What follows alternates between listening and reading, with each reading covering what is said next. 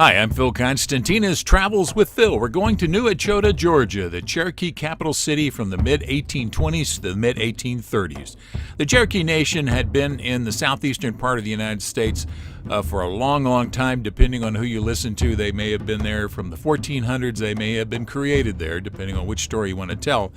And over those years, the Cherokee Nation became extremely advanced compared to other Indian tribes. And in fact, in most areas where the Cherokees were by this time, they were much more advanced than their local European American neighbors. They had schools, they had a court system, they even had their own written language and a newspaper, which a lot of the local areas did not have. So the New Echota State Park here has some very, very nice examples of all kinds of artifacts, documents, maps, all kinds of things that can show you and help you learn some things about the Cherokee Nation.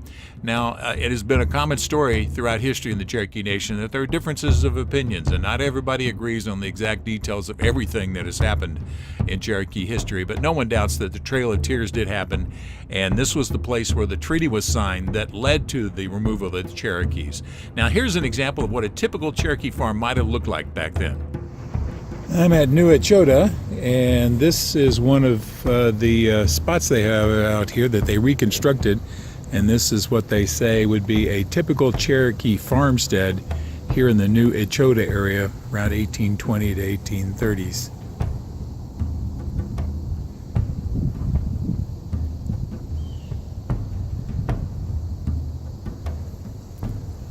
And it was not very uncommon for the most prosperous person in an entire area to be a Cherokee. Now, in this era, Cherokees did own slaves. Some Cherokees did own slaves, not all did. There was a difference between the folks that were more European Americanized than others. And in fact, the Cherokees made a concerted effort to try to be more Americanized or European Americanized so that they'd be less likely to be removed, less likely to face the terrible fates that a lot of other tribes did, which wound up with completely obliterated.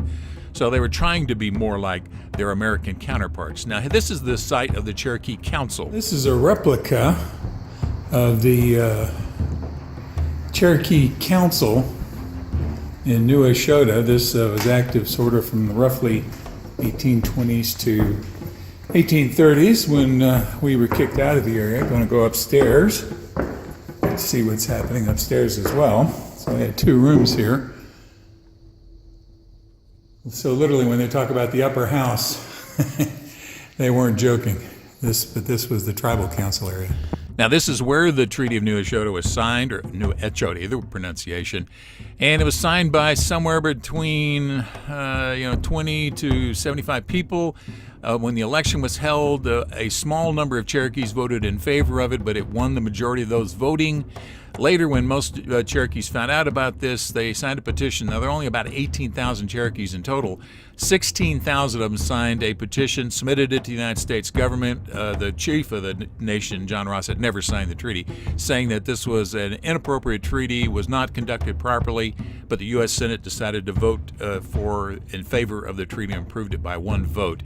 The Cherokee Nation, again, had gone to the Supreme Court and had won several cases.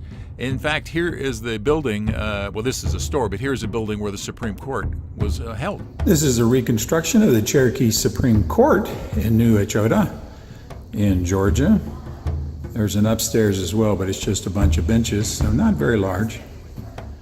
But this is what the Cherokee Supreme Court looked like, and again, this is a reconstruction. So regardless of where you stand on what was good or what was not good for the Cherokee Nation, this is a good place to come see where it actually happened and see a lot of the artifacts and the places where these happened. You're welcome to leave comments below as long as they're in family-friendly language. If you're not a subscriber to my videos here, I'd appreciate it. Just click the button over on the right-hand side. Thank you very much for watching this video.